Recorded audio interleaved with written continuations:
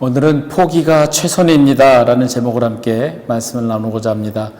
오늘 말씀은 마태복음 5장 3절의 말씀입니다. 제가 봉독하겠습니다. 심령이 가난한 자는 복이 있나니 천국이 그들의 것임이요. 아멘. 부자와 가난한 사람, 여러분들은 어떤 사람이 되고 싶으십니까?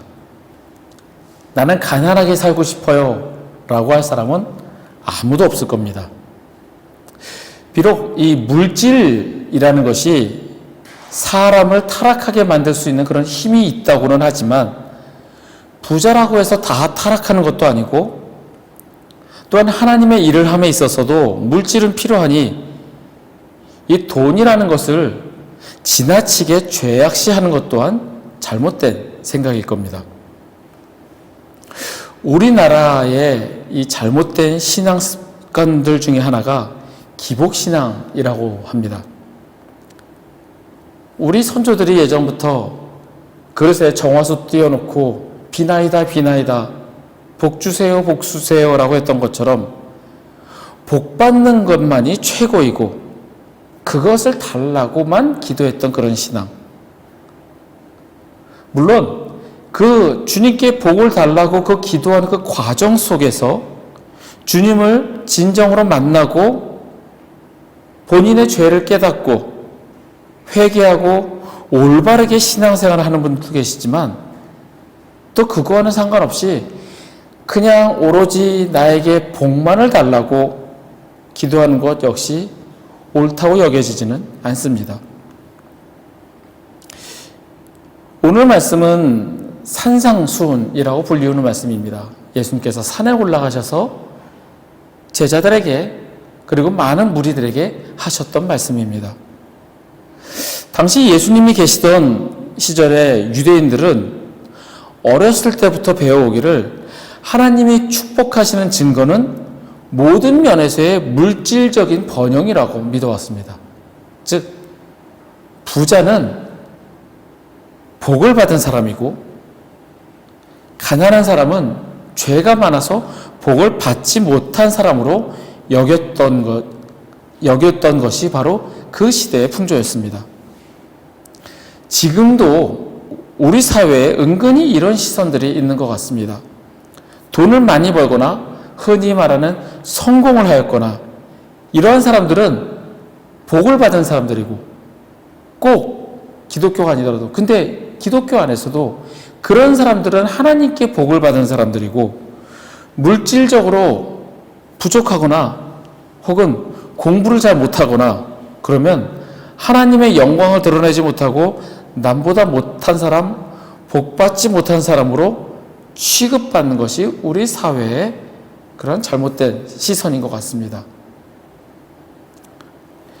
그런데 예수님께서 그 당시의 세대, 지금에도 그러한 시선이 있는 그 시대의 사람들에게 말씀하실 때 아마 듣는 사람들은 심히 놀랐을 겁니다.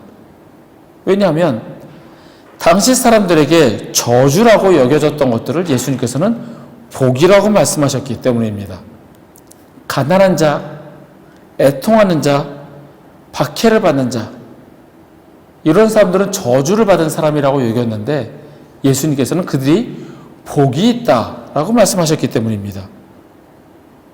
우리가 저주받은 사람들이라고 여겼는데 그 사람들에게 복이 있다? 예수님의 말씀에 듣는 무리들은 놀랐을 겁니다. 오늘 말씀하시는 것처럼 예수님께서 심령이 가난한 사람에게는 복이 있다. 심령이 가난한 자는 과연 어떠한 사람일까? 어떠한 마음을 가진 사람일까? 왜 그들에게 복이 있는지 함께 말씀을 나누고자 합니다. 가난한 자에게 복이 있다. 이 가난함이 물질적인 가난함이 아니라는 것은 우리는 아마 알게 됩니다.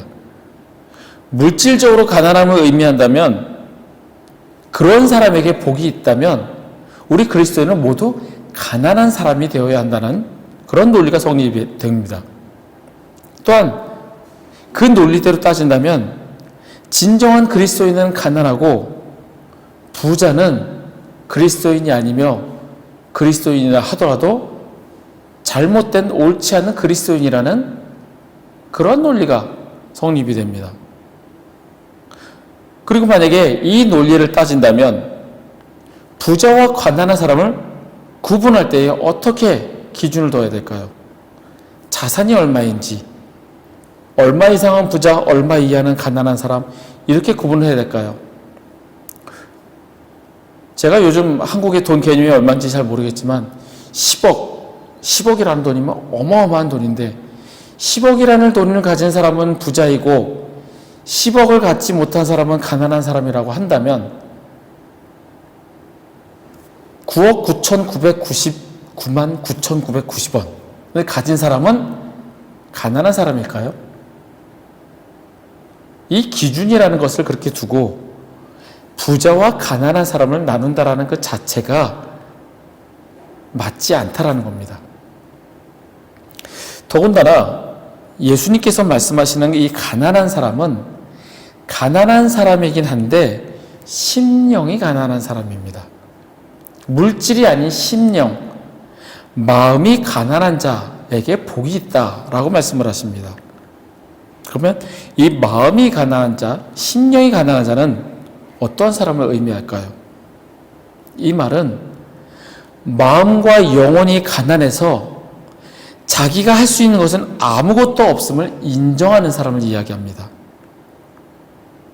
내 힘으로 아무것도 할 수 없음을 인정하기에 그렇기 때문에 전적으로 하나님의 자비와 은혜에 의지하고 자기 자신을 하나님께 맡기는 사람을 심령이 가난한 사람이라고 예수님께서는 말씀하시는 겁니다.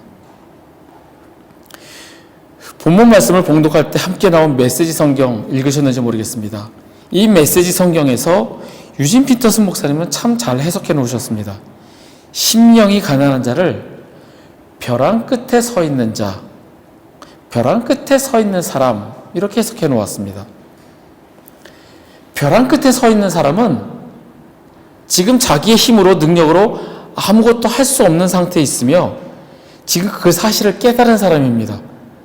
그래서 내 힘으로 아무것도 할 수 없기 때문에 하나님 앞에 엎드릴 수밖에 없는 사람입니다.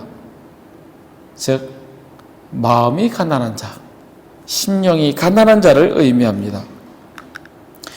이렇게 심령이 가난한 사람은 하나님 앞에서 자아가 완전히 부서진 상태를 의미합니다. 내 자신을 부정하고 오직 내 안에 그리스도가 살아계심으로 나는 아무것도 아님을 인정하는 사람입니다.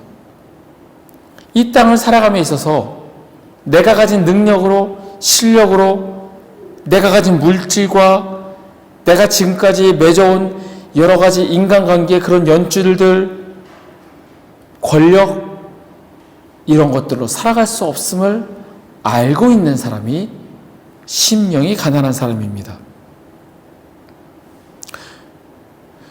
우리는 영적으로 가난해지지 않으면 하나님께 의지하지 않습니다. 왜냐하면 내가 할 수 있다고 믿기 때문에 내 힘으로 하려고 애를 씁니다. 그게 인간의 본성입니다.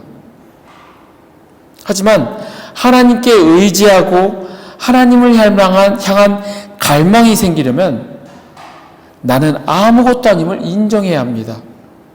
내가 아무것도 할 수 없음을 인정할 때 우리는 하나님의 은혜를 구하지만 내가 할 수 있다라고 생각하면 내 안에 교만이 나오게 됩니다. 하나님은 필요 없고 내가 할 수 있다라고, 내 능력이 있고 내 생각과 내 계획과 내 뜻대로 할 수 있다라고 생각하는 그 교만이 점점 커지게 되는 겁니다. 우리가 반드시 알아야 하는 사실은 우리 자신의 노력을 통해서는 하나님으로부터 아무것도 받을 수 없다는 사실입니다. 하나님께로부터 공짜로 값없이 선물을 받든지 아니면 하나님 없이 내 힘으로 직접 하든지 우리는 둘 중에 하나를 선택해야 됩니다. 하나님께 의지하여 하나님으로부터 받든지, 아니면 하나님 배제하고 내 힘으로, 내 능력으로 직접 하든지, 우리는 그 둘 중에 하나를 해야 합니다. 바울 사도는 이렇게 고백을 합니다. 로마서 3장 24절의 말씀입니다. 하나님의 은혜로 값없이 의롭다 하심을 얻은 자 되었느니라. 아멘. 우리가 의롭게 된 것은 하나님의 은혜로 말미암음인데, 이 하나님의 은혜는 내가 잘나서, 내가 노력해서, 내 힘으로 쟁취하여 얻은 것이 아니라 값없이 받은 것이라는 사실입니다. 내가 노력해서, 내가 선한 일 많이 하고, 내가 성화되어서 그래서 하나님으로부터 받은 것이 아니라 값없이 하나님의 은혜로 우리는 의롭다 하심을 얻게 됐다는 겁니다. 하나님께서 우리에게 바라시는 것은 포기하고 하나님만 바라보고 하나님께만 전적으로 의지하는 우리의 심령입니다. 내가 어떻게든 해보려고 발버둥치고 내 힘으로 하려고 했을 때, 물론 그것으로 될 수도 있겠지만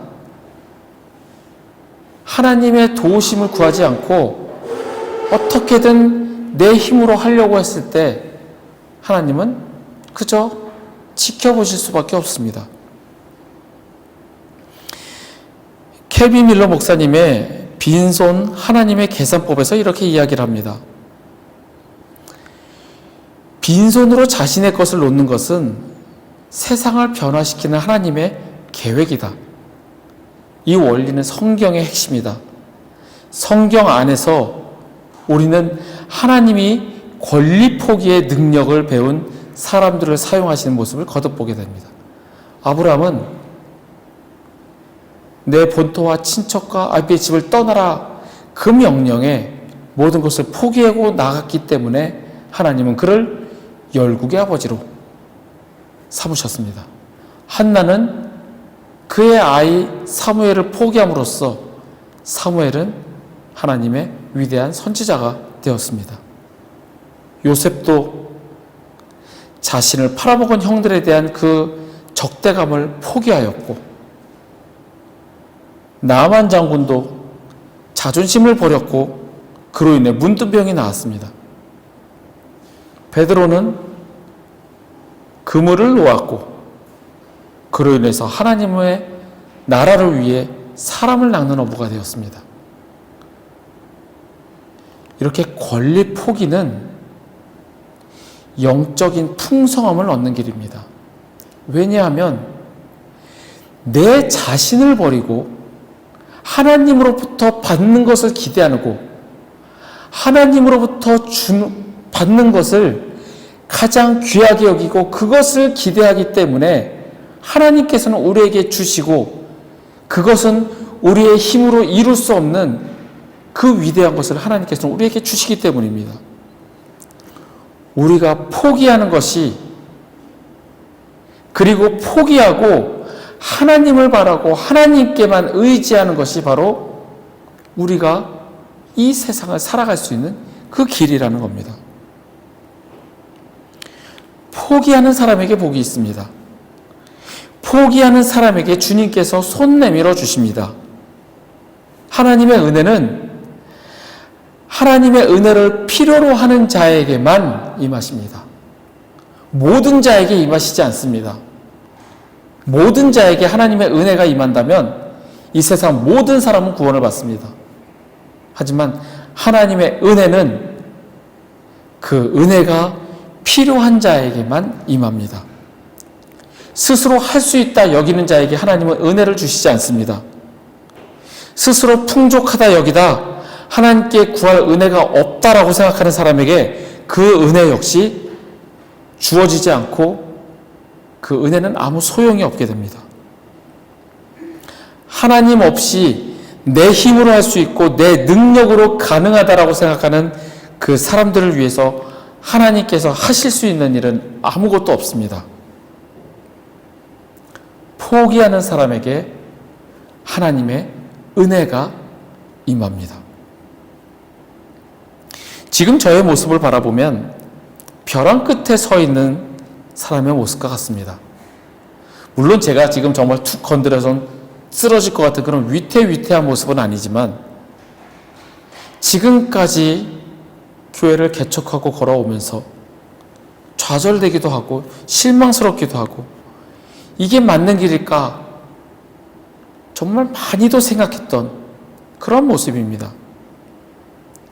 그런데 나를 포기하고 나를 버리려고 애써 보니 내 생각, 내 계획, 나의 비전 다 버리고 아무 생각 없이 그냥 가려고 하니 신기하게도 지금까지 버텨가면서 오게 되었습니다. 남들이 보면 저 집 돈 많아라고 생각할 정도로 교회 렌트비를 감당하고 먹고 사는 거 보면 저 집은 돈이 얼마나 있길래 저렇게 교회 렌트비 내고 집 렌트비 내고 어떻게 살아갈까? 저희가 돈이 많아서 이렇게 살아가는 것도 아니고 그런 얘기를 하면 남들이 보면 운이라고 할 수도 있고 어찌 보면 기적이라고 볼 수도 있을 겁니다. 교회를 개척한 지 벌써 2년 11개월이 다 되어갑니다. 워낙 시작할 때부터 같이 함께한 멤버도 없었고 뭔가 큰 기대를 가지고 시작하지도 않았습니다. 단지 예배 드리는 모임을 가져야겠다라는 그 생각 하나뿐이었습니다. 정말 말 그대로 맨 땅에 헤딩하는 그런 무모한 행동이었습니다. 그렇게 무모하게 행동을 했으면 하나님이 무한한 은혜를 부어주셔서 교회 사람들이 막 몰려들었을까요? 교회 문을 열자마자 코로나로 문을 닫기 시작을 했습니다. 한인들은 코로나 때문에 절반 이상이 한국으로 돌아갔고 수시로 집안에만 갇혀야만 했던 그런 감옥 같은 생활이 시작되었습니다. 이곳에서 코로나를 경험해 보신 분들은 다들 느끼십니다. 창살 없는 감옥이었다라는 걸요. 뭐 이건 하려고 해봐야 아무것도 되지도 않고 교회 렌트비를 내고 전기세를 내고 과연 유지할 수 있을까를 고민해야 할 지경임에도 기적처럼 지금까지 유지하고 있습니다. 어느 날 갑자기 생명부지의 사람이 헌금을 합니다. 본 적도 없는 분이 선교비를 보내주어서 생활을 유지하게 하십니다. 정말로 말씀이 믿어졌던 것은 까마귀를 보내어 먹여 살리셨던 하나님의 그 값없는 은혜를 실제로 경험하며 살고 있다는 겁니다. 아마 제가 머리 굴리고 애써서 해보려고 했다면 가능하지 않았을 일들이 벼랑 끝에 서서 나는 바보입니다. 주님만 따르고 싶습니다. 하니까 전혀 예상치 않았던 일들이 생겨납니다. 채워지는 게 신기할 정도로 하나님은 우리의 생각과 기대를 뛰어넘으시는 분임을 깨달으며 살아갑니다. 지금 이 순간에도 하나님의 인도하심을 경험하며 살아가고 있습니다. 제가 거룩해서 하나님께서 이런 은혜를 주셨을까요? 교회를 세우고 헌신하는 마음이 갸륵해서 아니면 불쌍해서 주님께서 우리에게 이렇게 베풀어 주셨을까요? 포기하는 자에게, 심령이 가난한 자에게 하나님께서 은혜를 베푸십니다. 내 능력으로 할 수 없음을 인정하고 그렇기 때문에 주님을 의지할 수밖에 없기 때문에 전적으로 주님께 의지하였기 때문에 지금까지 이끌어 오셨습니다. 제가 이끌어가는 것이 아니라 주님께서 지금까지 이끌어 오셨습니다. 능력이 있는데 안 하는 것이 아니라 실제로 할 수 없기 때문에 벼랑 끝에 서 있기 때문에 주님을 의지할 수밖에 없었습니다. 그래서 지금도 주님만 의지합니다. 옆을 돌아보면 이 나이에 남들은 돈을 얼마나 모아놨고 뭐가 있고 나중에 난 노후는 어떻게 하지? 그런 염려가 들 수도 있습니다.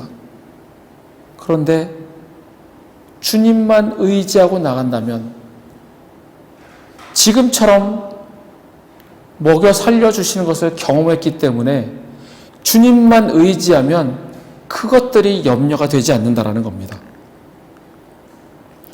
포기하는 자에게, 심령이 가난한 자에게 하나님께서 은혜를 주십니다. 그리고 하나님께서 그 복을 주십니다. 우리 모두에게 이러한 축복이 있기를 바랍니다. 나를 믿고 내 능력을 믿는 자에게는 하나님의 은혜가 임하지 않습니다. 포기하시기 바랍니다. 주님만 의지하시기 바랍니다. 그러면 왜 심령이 가난한 자에게 복이 있다고 하셨을까요? 벼랑 끝을 경험한 자만이 진정으로 나에게는 오직 예수님이 필요합니다라고 고백할 수 있기 때문입니다.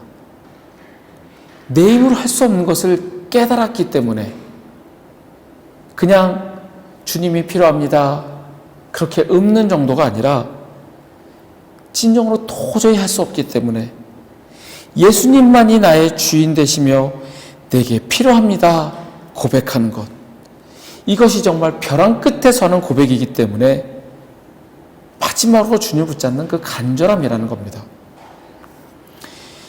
예수님께서 심령이 가난한 자에게 복이 있다 말씀하시는 것은 우리 모두가 심령이 가난하게 되기를 바란다는 그 의미입니다.